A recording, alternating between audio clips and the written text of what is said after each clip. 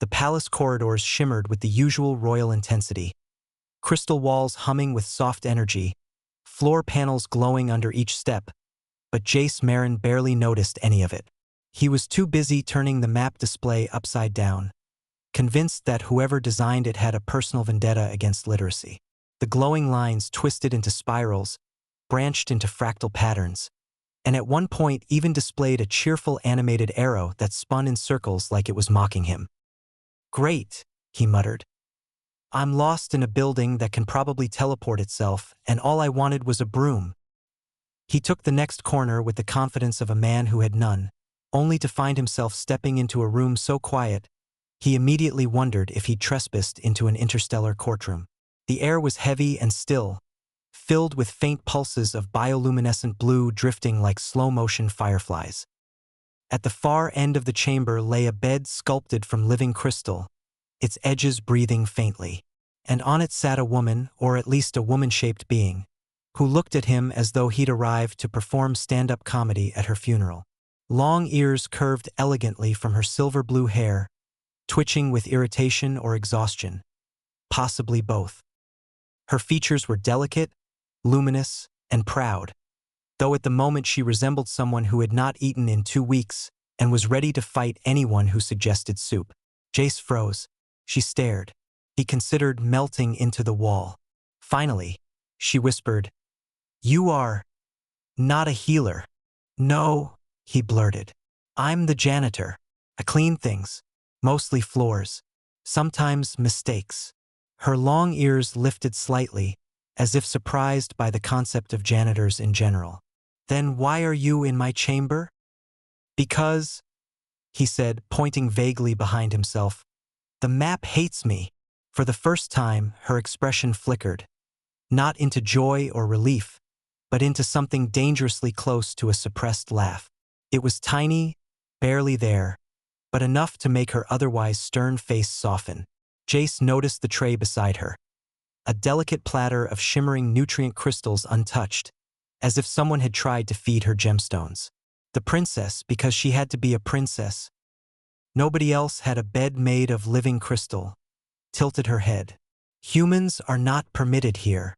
"I strongly agree," he said. "If anyone asks, I was never here. In fact, tell them you hallucinated me. Seems believable." Her ears twitched again. "You are strange. I get that a lot." She shifted weakly, and the movement revealed just how thin she'd become. Her glowing skin dimmed, her posture unstable. Concern hit him so hard he forgot to be nervous. "Are you okay?" he asked, stepping closer before realizing that stepping closer to alien royalty was probably the kind of thing that got humans launched into space without a helmet. "I have not eaten," she said quietly. "I can see that," he replied, not judging. "But the vibe in here is more end of the galaxy than missed breakfast." Her gaze dropped to the untouched food tray. "The palace scientists do not understand. Every flavor tastes hollow." Jace picked up one of the shimmering nutrient crystals and sniffed it. It smelled like electricity, sadness, and dental visits. "Well, this might be your problem." He set it down gently. "On my world, food is supposed to taste like happiness or regret, not a battery." Xylari blinked at him, almost offended. "These are the finest nutrient compounds in the Empire. They're shiny rocks," he said. "You're basically being fed jewelry." Again, another tiny flicker of a smile, like a small crack forming in a centuries-old stone wall. On impulse, without thought or permission, he reached into his cleaning pouch and pulled out a small wrapped bar. It was standard-issue human ration food, technically edible, debatably enjoyable. "Try this," he said. She eyed it like it might explode. "What is it?" "Human snack," he said. "Guaranteed not to taste like the inside of a lightning storm." Her long fingers hesitated, touched the wrapper. Her ears twitched again, softer this time. Then slowly she took a bite. Her eyes widened. Her skin brightened. The room itself gave a faint hum as though responding to her sudden surge of energy. She took another bite, then another. Jace watched, stunned. "So, that's a yes?" She exhaled shakily, something like life rushing back into her. "I can taste again." He grinned, relieved. "Well, good news. You're not allergic to humans." Just then, the chamber doors slammed open and several guards rushed inside, shouting in a language that probably translated to something like "drop the snack and step away from the princess." Jace considered running, but Xylar lifted a weak hand. "Stop," she commanded. "He stays." And the entire room froze. Jace gulped. "I really should have just found the broom." The palace medical wing looked like someone had tried to fuse a hospital with a starship engine and then hired 1,000 perfectionists to polish every surface. Jace sat in the middle of it, legs dangling from a floating examination platform that moved every time he breathed, as though it were judging his posture. A dozen alien scientists circled him like predators unsure how to hunt a very confused human. One of them held a scanning wand that buzzed ominously. Another carried a clipboard made of shimmering plasma, which occasionally flickered with equations Jace was certain were spelling out his future funeral arrangements. "I'm telling you," he said, raising his hands, "I didn't cast a spell. I didn't hack her biology. I gave the princess a snack bar." "A snack bar? You people have spaceships the size of small moons, you must have snacks." One scientist leaned in, adjusting his glowing spectacles. "Human nutrient bricks contain over 200 trace compounds not found in imperial cuisine. It is baffling, illogical, disturbing." He paused. "May I smell it?" "No," Jace said, hugging his remaining ration bar like it was a sacred relic. Before further interrogation could commence, the doors hissed open and Princess Xylar entered, supported by a gentle hoverfield. She looked far better than before, still tired but luminous, her long ears alert and expressive. The guards trailing behind her clearly wished she had stayed in bed, ideally under 1,000 surveillance drones. Her gaze found Jace instantly. "You are unharmed," she said, relief softening her words. "Well," Jace said, as the hover platform bobbed irritably beneath him, "aside from the scientists attempting to dissect my snack collection, I'm fine." One scientist muttered, "For research." Xylar's ears angled forward sharply. "He is not to be harmed." "Harmed?" Jace repeated. "They've been measuring my lung capacity every 10 minutes. I didn't even know I had this many lungs." "You do not," a scientist replied. "We simply enjoy measuring things." The Queen's arrival silenced everyone. The air tightened as she swept into the chamber. Tall, regal, her long ears adorned with shimmering gold bands that marked her rank. Her eyes, however, were fixed on Jace with the intensity of someone trying to determine exactly which punishment in the royal handbook applied to a human janitor who accidentally healed her daughter. "So," the Queen said, voice smooth as tempered steel, "you are the human." Jace swallowed. "Unfortunately, yes. You entered my daughter's private chambers without permission. That was accidental loitering. You fed her unauthorized foreign matter. That was nutritional improvisation. And now the palace believes you possess a mysterious ability to restore her health." Jace hesitated. "That one's not false?" Xylar stepped forward, her voice steady. "Mother, he helped me when no one else could. The hollowness in food, the numbness in taste, it faded when he was near. There is something about him." The Queen did not look pleased to hear that. "Impossible." A scientist raised a timid hand. "Your Majesty, the data suggests his presence triggers a measurable resonance fluctuation within the princess's biofield." Another added, "Like two frequencies aligning." Another whispered, "Or colliding catastrophically." "One more word," the Queen warned, "and someone will be measuring dust particles in the basement for the rest of their lives." Jace tried to lighten the atmosphere. "For what it's worth, Your Majesty, I'm very good at cleaning basements. If you want me to go quietly, I can already be halfway there." Xylar hid a small smile behind her hand. The Queen exhaled slowly, clearly regretting every decision that had led her empire to this exact moment. "Whether I approve or not, my daughter responds to you. Until we understand why, you will remain within the palace under supervision." Jace blinked. Supervision as in friendly tour guide? Or armed guards who glare a lot? The queen did not answer. She simply gestured, and 2 guards stepped behind him like shadows preparing for overtime duty. Xylar moved closer, her voice gentle. "Do not worry. I will ensure no harm comes to you." "That's very comforting," he whispered. "Considering your mom looks like she's deciding whether to vaporize me or promote me." As the queen turned to leave, she added without looking back, "If my daughter eats again today, human, you will report directly to me.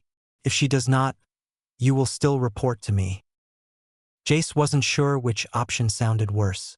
When the doors closed, Xylar lowered herself onto a bench beside him, her hover field dimming. "Thank you for not running," she said softly. "I tried," he admitted. A guard blocked the exit with his shoulder. His very large, very armored shoulder. Her ears lifted in amusement. "You are brave." "Not brave," he corrected. "Just incredibly unlucky." She laughed. Light, musical, the sound vibrating faintly through the air like a tuning fork made of starlight. And as the guards escorted him out of the room, Jace felt a strange pull toward her, like gravity had chosen a new center. A very long-eared, luminous center with a smile that made the whole palace feel less terrifying. He wasn't sure why she needed him. He wasn't sure why he felt the same pull. But something in the palace air whispered that this was only the beginning. Of confusion, chaos, and a connection neither human nor alien science could explain. The palace's lowest level felt nothing like the glittering halls above. Down here, the air pulsed with the quiet thrum of ancient machines, each one older than the Empire itself. Jace followed Princess Xylar through the dim passageway, trying not to notice how every door they passed whispered ominously, as though judging his continued survival.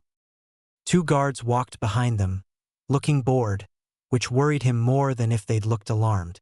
"So," Jace said, voice echoing faintly, "what exactly are we looking for?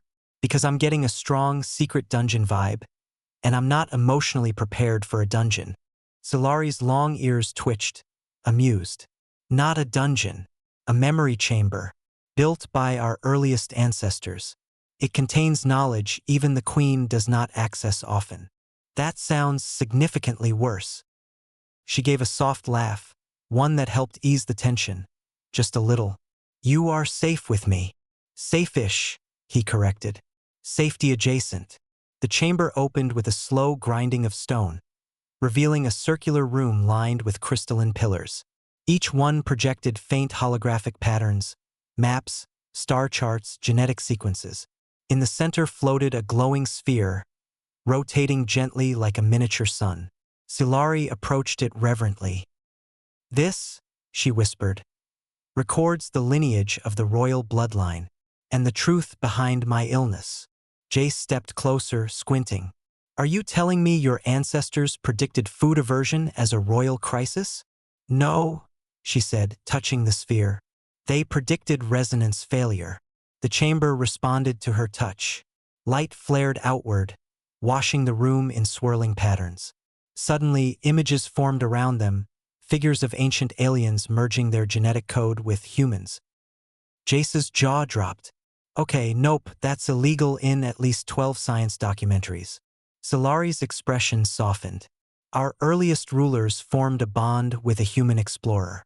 Their genetic harmonization created the resonance that strengthens our line.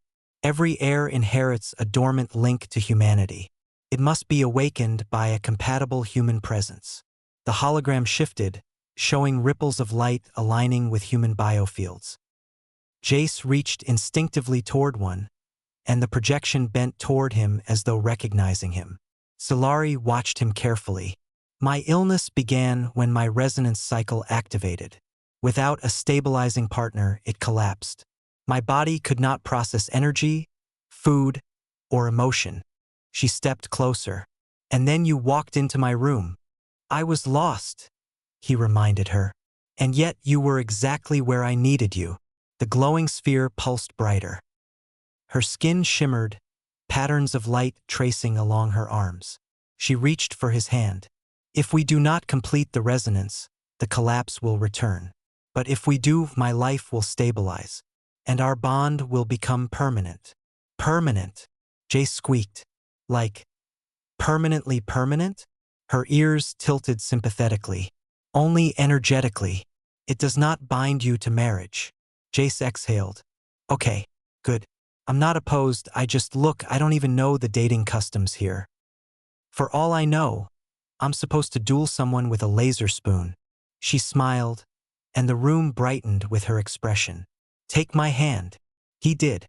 The chamber reacted instantly. Light burst upward in spiraling streams, wrapping them both in waves of warmth. Jace felt a hum in his bones, like the universe had tuned him to a new frequency. Solari's eyes glowed, her form stabilizing as the resonance synchronized through them both. It wasn't painful, it felt right, like something long overdue finally snapping into place.